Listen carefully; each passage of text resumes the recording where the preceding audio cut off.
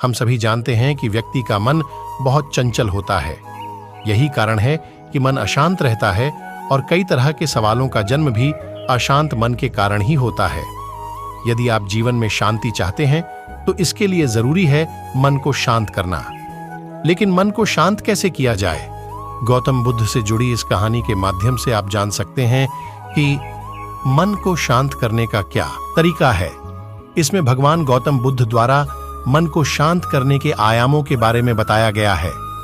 जानते हैं इस कहानी के बारे में जिससे आपका जीवन बदल जाएगा। एक बार एक लड़का गौतम बुद्ध के पास जाकर कहता है, मेरे जीवन में बहुत अशांति है, कृपा करके आप मेरा मार्गदर्शन कीजिए जिससे कि मैं इस अशांति से छुटकारा पा सकूं। गौतम बुद्ध लड़के से जीवन की अशांति का कारण पूछते हैं। लड़का उत्तर देता है, अत्यधिक विचारों के कारण मेरे भीतर बहुत सारे विचार आते हैं जिससे मेरा मन अशांत रहता है। बुद्ध मुस्कुराते हुए कहते हैं, ऊपर आकाश की ओर देखो और बताओ कि तुम्हें सूर्य दिख रहा है। लड़का ऊपर देखता है और कहता है, धूप दिख रहा है।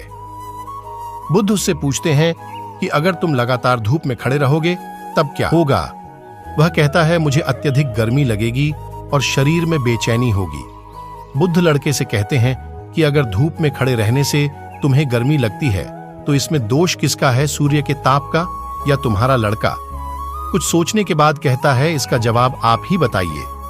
बुद्ध कहते हैं, सूर्य का काम है ताप देना और ताप का काम है गर्मी लगना। ऐसे में तो दोष तुम्हारा ही है कि तुम धूप में जाकर खड़े हुए जिससे कि तुम्हें गर्मी लगी। तुम्हें अगर शीतलता चाहिए तो तुम्हें छांव में रहना होगा। ठीक इसी तरह चंचल मन का भी स्वभाव होता है। विचारों और भावनाओं को जागृत करना। विचार क्षण भर के लिए होते हैं, लेकिन विचार से पैदा हुई भावनाएं देर तक टिकी रहती हैं। लेकिन यह तुम्हें निर्णय लेना है कि तुम्हें विचार और भावनाओं के साथ चलना है या अलग दिशा बनानी है। बुद्ध कहते हैं, मन को शांत करने के लिए तन के आयाम पर काम करना सबसे आसान तरीका है। शरीर के स्तर पर हमारी कर्मेंद्रियां और ज्ञानेंद्रियां हैं। कर्मेंद्रियां कर्म और ज्ञानेंद्रियां ज्ञान से जुड़ी होती हैं। इससे हम अपनी संवेदनशीलता को बढ़ा सकते हैं, यानी हम जो भी काम करें उसे आनंद के साथ करें। मन के आयाम से हटकर तन के आयाम पर जाने से ही तुम्हारा चित्त शांत होगा। ऐसा करने से तुम मन के आयाम से हटकर शरीर के आयाम पर आ जाओगे, ठीक उसी तरह जैसे तुम धूप से हटकर छांव में आ सकते थे। मन के आयाम से हटने पर तुम्हारी जागरूकता तन पर आ जाएगी। जब तुम तन के आयाम पर काम करोगे तब तुम्हारा चित्त शांत होगा।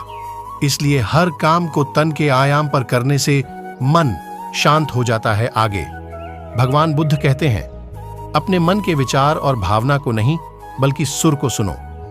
लड़का बुद्ध से कहता है, अपने भीतर के सुर को कैसे सुने? बुद्ध कहते हैं, किसी शांत स्थान पर रहकर जहां शांति हो तब अपनी आंखें बंद करो और मन के भीतर चल रहे शोर से हटकर भीतर के सुर को सुनने की कोशिश करो।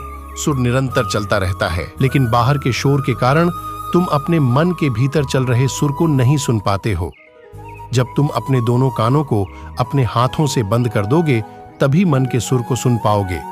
इस तरह तुम मन की अशांति से दूर हो जाओगे और तुम्हारा मन शांत हो जाएगा। नमो बुद्ध है।